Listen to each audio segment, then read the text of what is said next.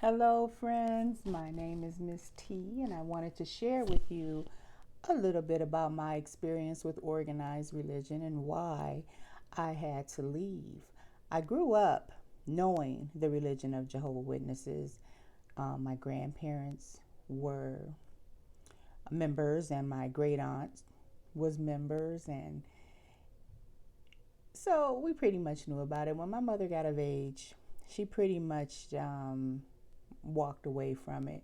It wasn't what she practiced, but in our household, of course, we didn't believe in the holidays and celebrating all that stuff, so those things still apply, but we never really attended the meetings. And I remember when I was about 9 years old, a lady came by, and of course, my mom welcomed them in, offered Bible study with her kids. And so we studied with this sister. And I studied with this girl.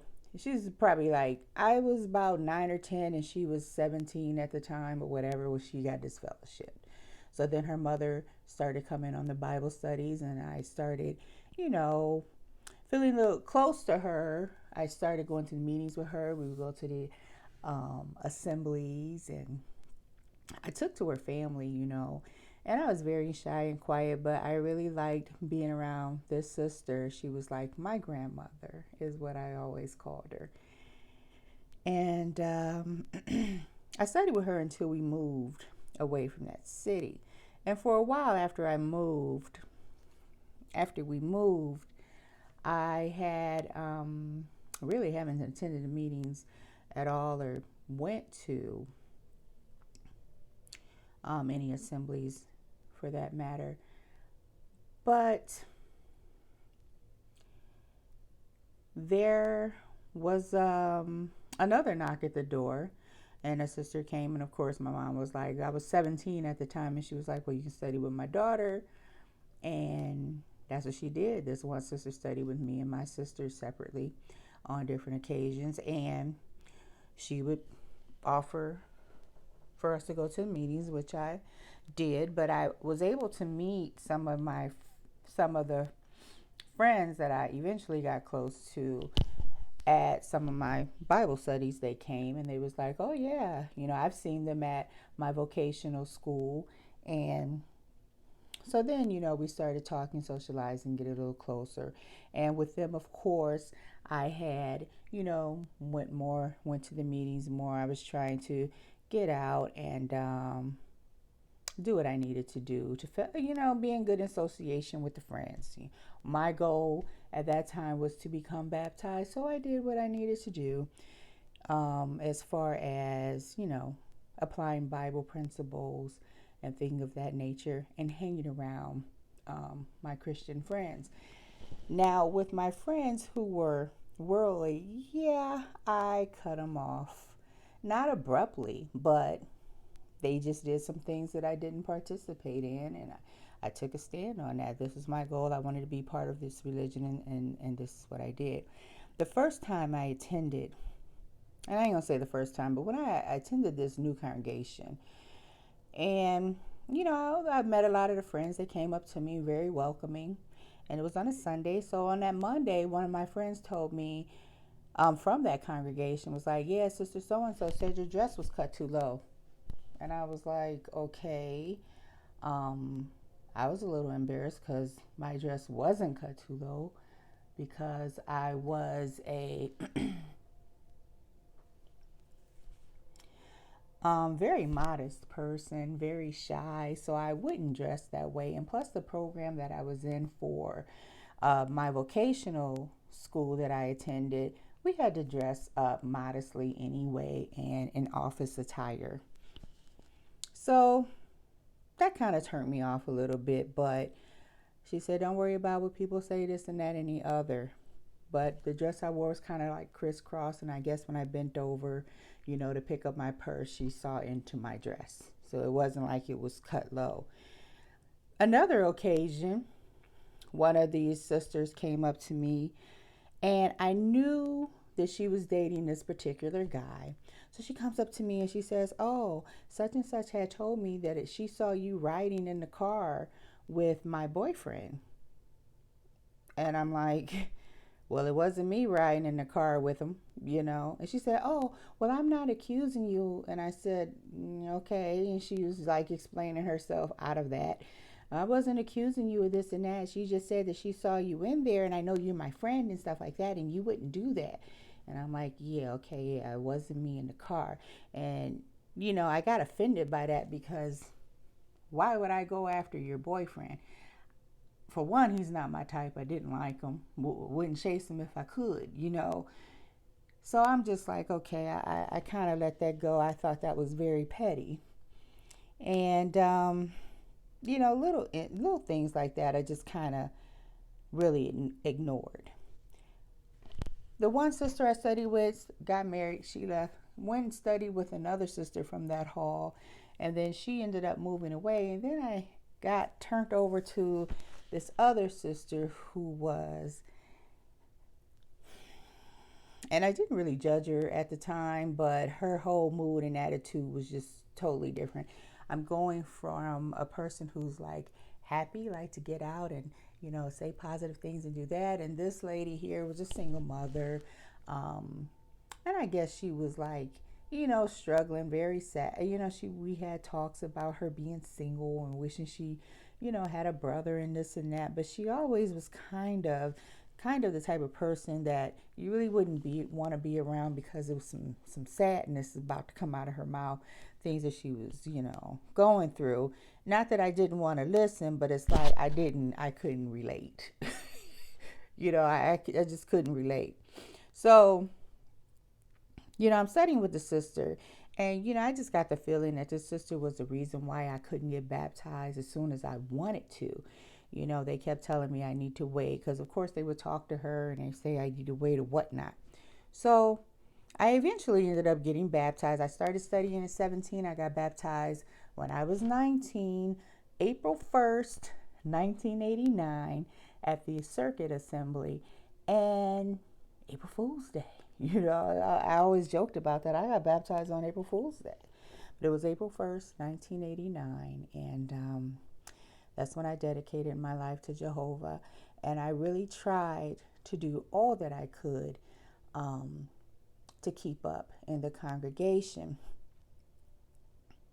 Now, as I came in, I guess people started getting a little comfortable, and I started learning all these past histories about, the different friends, what they came out of, before they were witnesses and whatever, and what they came from and where they're at now. And I see where they're at now, so, I'm not going to judge them on their past, but I found out a little more information of people. There was a lot of gossip that was going on. And, I just, I didn't really let that, really, deter me from wanting to go to the meetings or, being close to the friends or whatnot. So eventually I ended up moving. I got baptized in April and I ended up moving to Cleveland in September because I went to stay with my grandfather. He was in his 80s, so he needed someone to stay with him. So I come from one congregation to the next. My great aunt attended that congregation, so I had somebody there that I knew. And I started going out with the friends,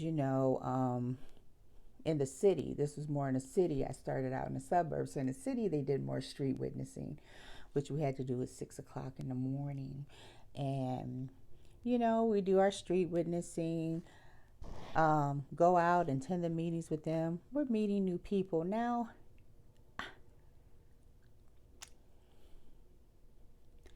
the biggest turnoff for me was like the gossiping and hearing stories about people that I probably shouldn't have heard and the things that they used to do in their past. So it kind of let me know that you can't share too much information with people because it will get around. And I pretty much stayed at this hall for like 7 years. And the last few years, I decided to go to cosmetology school, so I wasn't attending the meetings as much. I couldn't get out and fill service at 6:00 in the morning, to do the street witnessing like I should. But I remember one time that I wanted to pioneer, auxiliary pioneer. And I think the hours at that time was 60. So I was getting up, going out in service. I had to work. So I worked 2 part-time jobs because it really wasn't, encouraged that you do full-time work. You wanted to I had to take care of my grandfather. I needed to work because I did have some bills. I ended up working 2 part-time jobs instead of finding the one, but I was able to work it around, my schedule where I'd be able to accomplish everything I needed, getting to the meetings and going out in field service. So this one particular month, I decided to auxiliary pioneer. And I remember when the month was over and I went to the brother, turned in my time, I said, I only got 40 hours, I didn't get to 60.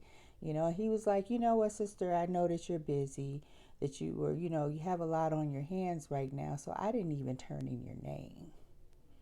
And I was like, okay, and I kind of let that pass. And I said, all right, hey, it's whatever. I was able to get out and, do the service work that I needed.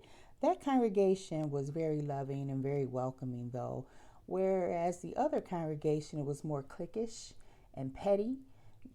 And I really liked, living in the city. Well, after 7 years of staying there, I ended up moving back to where I originally lived. And, my grandfather had passed away and stuff, so I moved back to the area and I went to a totally different congregation from where I started before. And of course, I'm going to the meetings, trying to attend the meetings. At this time, I've finished school and I'm working full time, and it was just wearing me out. It was wearing me out as a Christian. And, being constantly told that you're not doing enough, you're not, I felt really bad a lot of times because I couldn't offer as much as I wanted to. I've never started any Bible studies with anybody, and I really didn't like service, but I would go out to get just, the minimum time. If I made that, do some time, to me was better than nothing at all. But I had to focus on taking care of myself, and that's what I focused on. After a while, it became a little stressful. I'm single. I had to live on my own. I didn't have the luxury of living with my parents and just going out in service and, working part-time if I wanted to. I had to really take care of myself. So, I was getting little comments. Sometimes people wouldn't even speak to me, witnesses, if I saw them on the street, because I don't think they really knew if I was a witness or not. I never left, the truth. I just didn't attend all the meetings. And then, people were offering me Bible studies, and it's like, what are you offering me Bible studies for? I didn't leave. I'm working. I'm trying to take care of myself. And, I started dating this brother, and nobody knew we were dating. He wasn't really all that spiritually strong, And at the time, it was like, well, we have common interests. So we started off talking as friends.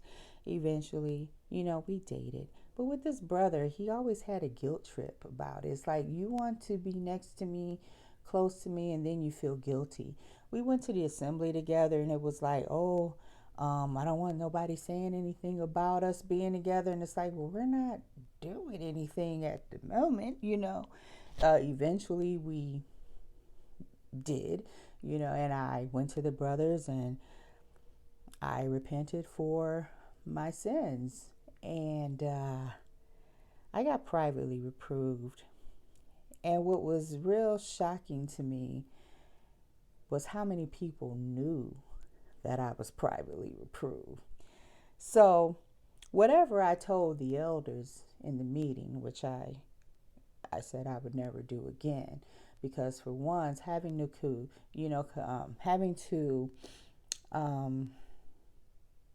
tell 3 brothers about a sin that you've committed, and they're sitting there asking you all these questions that are really ridiculous. Like, one question was like, were you penetrated? Of course, me and his brother had sex. The brother felt guilty. You know how that goes. So he stopped talking to me. I repented for my sins. They were like, and we had sex. So I'm telling them, and they're asking me, were you penetrated? I'm like, yeah, don't you normally get penetrated when you have sex? I thought that was a kind of odd question. And it was just, it was the most ridiculous experience I ever had. And I would tell anybody now, if you ever felt the need to go to the elders about something, don't. Because the wives will find out. And the wives will go running and telling everything, especially the ones that are pioneering. They like to talk about everybody in the car. When they're out pioneering, that's when you find out everybody's business. So when sisters were coming up to me saying, oh, yeah, I know you're privately reproved, and it was supposed to be private. Nobody should have, even known that. But I was offended by the fact that they did. So it made me, well, I never, you know, it's like the brother told me after a year of me being privately reproved. He said, I thought you would have more appreciation, and go out more in service and attend the meetings regular. And I'm like, brother, I have to work. I can't just give up my job. And it was really working my nerves, the fact that I have to feel guilty about taking care of myself. Like I'm not serving Jehovah like I should because I have to take care of myself. Where y'all let your kids stay with you as long as they wanted to, I didn't have that luxury of living at home with my parents. I had to take care of myself. So,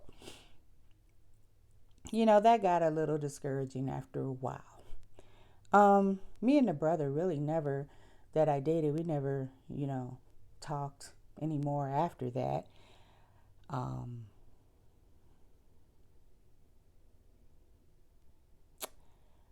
but one day I was, I still kept in association. I still socialized with some of the friends. And this one sister in particular, I saw her out at the store. I was out at the store and I seen her, and we saw each other in the parking lot, and we started chatting and everything. And I told her, I said, yeah, I missed a lot of meetings because she attended the same congregation. And, I said, yeah, I missed a lot of meetings because I really have to work, And she was like, well, I'll never be going back to that, you know, ever again. And she was telling me that her daughter and her son-in-law had left Bethel because of all the stuff that was going on in there. And she said that she's hearing they got all this child molestation stuff going on. And I was like, wait a minute, what? And she was like, come over to my house and I'll show you. So I had went over her house, and she showed me a program that she taped. It was about a girl who got molested by this brother when she was young. And when she got older, she told her parents because she was afraid to say anything, you know. And then her parents went to the elders, and the elders, I guess they confronted the brother. I'm not sure if the brother, from what I remember, if he said, yeah, I did it, or no, I didn't do it. All I know is the family wanted to press charges against this brother who did that to his daughter, who molested their daughter. And the brothers, the elders told them not to take it to the authorities because you would bring reproach on Jehovah's name. Just let them handle it. Well, the way they handled it, I can understand, because the elders is not, the judge or the jury. They're not going to convict him. All they're going to do is read him scriptures. Ask him. He can say, yeah, I did it. I feel sorry, but that I did it. It's a weakness I have or whatnot. They're going to counsel him according to the Bible, pray for him, read scriptures. And I think this guy got disfellowshipped. And the thing that with disfellowshipping, you have a way of coming back into the congregation. As long as you attend the meetings and you showing that, you're repentant, very repentant for what you did, you can come back into the congregation. And I think that's what happened. And then the brother eventually got his privileges back where he can go door to door witnessing again. So he's back after what he did. He's going out in field service now, and this family is like, whoa, this, So they decided to go to the authorities about it. And of course, this family, what happened to the family, I think I'm not sure if they got disfellowshipped, but I'm not quite sure if they became apostates. Because the thing with disfellowshipping, you're disfellowshipped they went to the authorities about it, they got disfellowshipped. And I'm not sure if they were placed in apostasy or what for telling, but it was like the family looked online and they found all these other stories about people that were going through the same thing with them, that they went to the elders in the congregation. They even wrote letters to society telling about their situations and what they're going through about certain child molestation, cases. And some of these friends were even placed in apostasy, meaning that you're bringing reproach upon Jehovah's name, you're out, and there's no way you can ever come back. Now, you have the child molester disfellowship. Oh, he's back out in service. But you, the victim, who wants to press more charges because this isn't right. You got a pedophile going door to door. He sees children all the time. And if he has a problem with this, it should be handled. And it wasn't being handled properly. And people were being disfellowshipped. People, were being labeled as apostates because they just could not allow this to just go on, which I understood that. And I was really, really, it was like the icing on the cake with me. It's like this religion that I thought was once perfect was not perfect at all. You're living for paradise and you realize there's imperfect people that you're sitting amongst in the congregation. We're all striving to do right in order to gain everlasting life. That's the goal. And you got all these things going, like a lot of the petty stuff that was going on, the gossiping, even the sisters approaching me about, low-cut shirts and riding in the car with they seen me with the boyfriends and stuff. All this stuff is like worldly behavior. So it's like I come out of the world and I really wasn't a part of the world. I come in a virgin, very shy and quiet, really didn't say much to anybody. I was pretty much pure, okay? And then people are nitpicking on little things that I'm doing that I'm not doing. Then all of a sudden this child molestation stuff it's just sent me like over. I was just done. I was like, I brought it up to a sister. Me and her went walking, and we were just walking, talking about different things, and I was like, you hear about this child molestation stuff going on in the organization?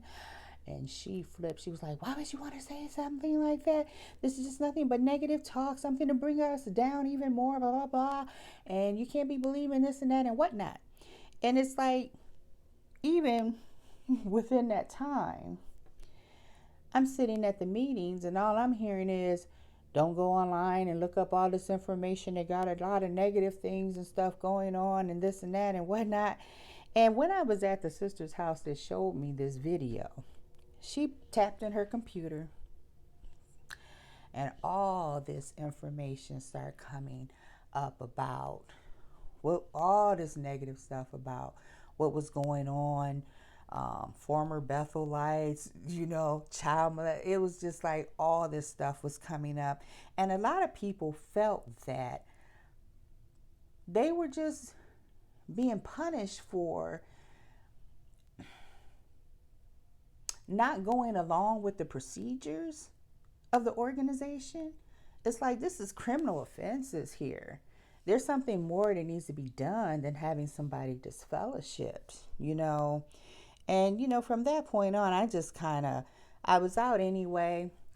Most people wasn't talking to me, no way. The ones that I knew, they would still talk to me.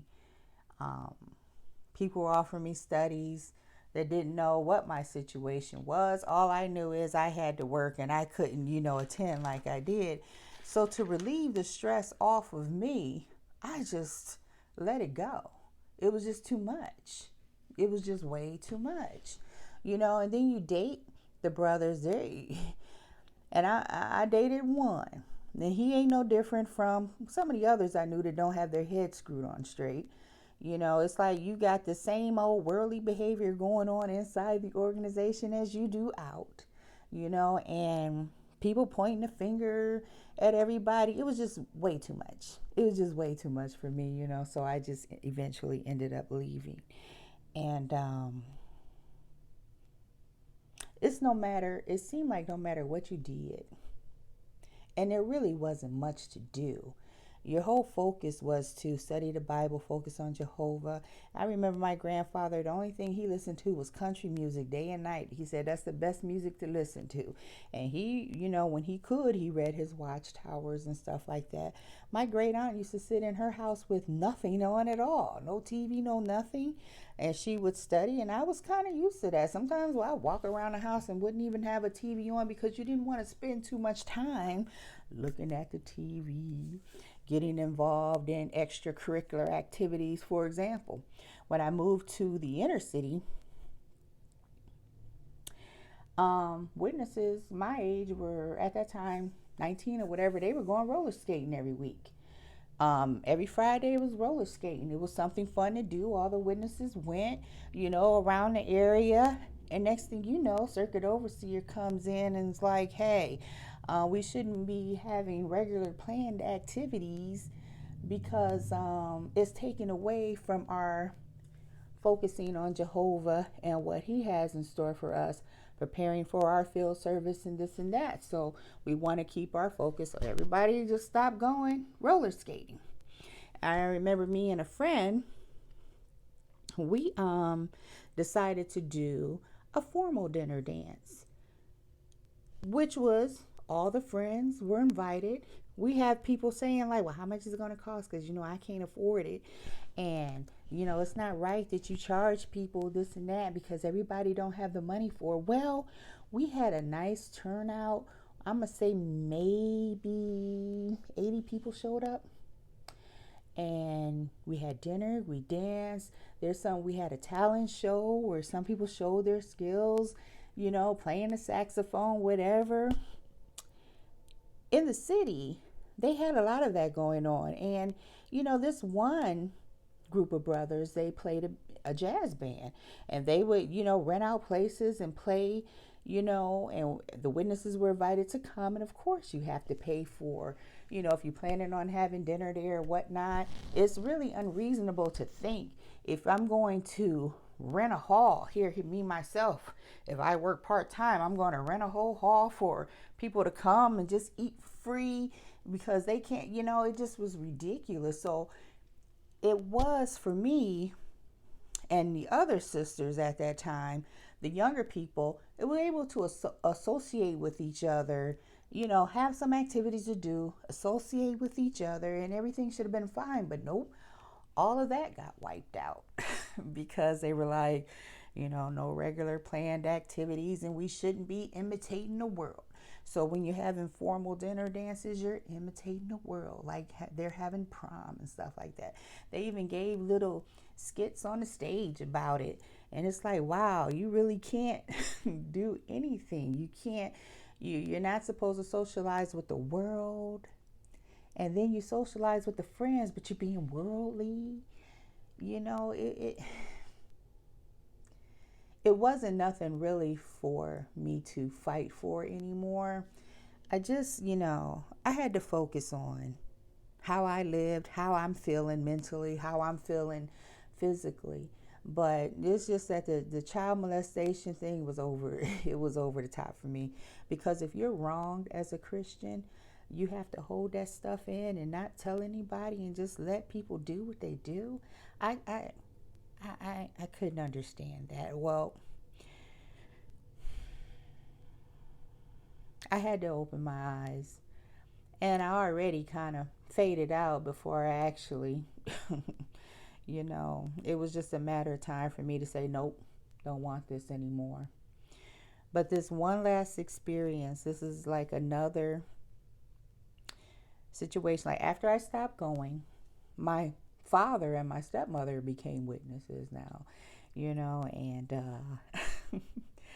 she came to visit me one time in July 2005 for a district assembly, not a district, it's a district assembly. So she came and stayed with me for 3 days, and we went to the assembly together and whatnot. And this is the moment, this is like part of the moments where you just like, what is going on? Now,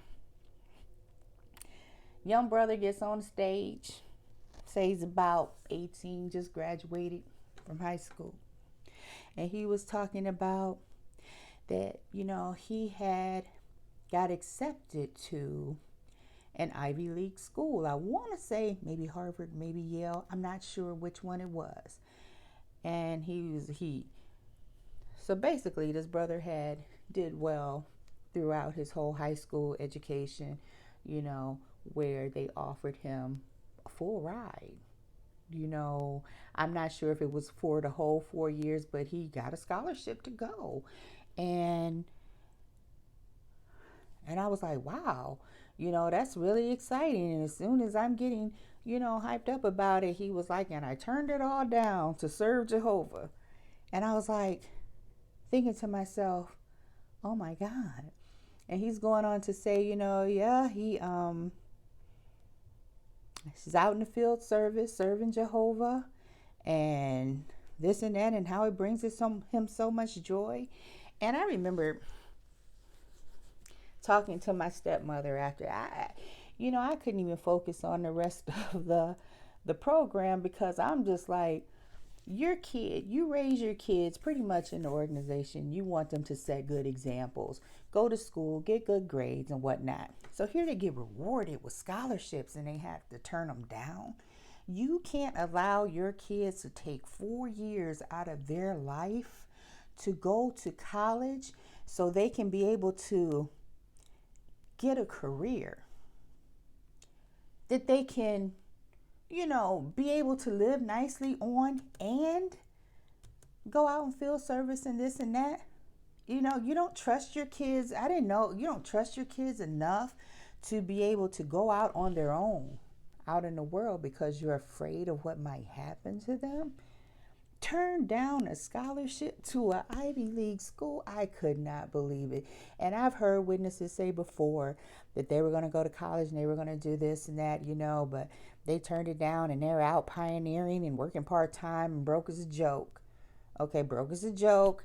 And I'm like, all right, but they still living at home with their family. So, the struggles wasn't really, to me, that hard, because as I had moved on away from my grandfather, I'm living on my own and I'm taking care of myself. And, that was a struggle for me, trying to fit in meetings and this and that, So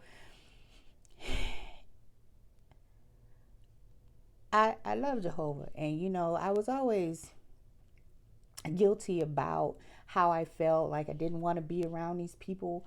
I didn't think that they were really... I didn't think these people were really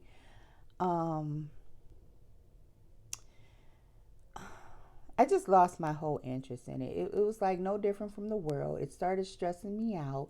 And then it's like all this other stuff coming up. It was just too much. It was just too much. So I ended up leaving. And that was in early 2000s.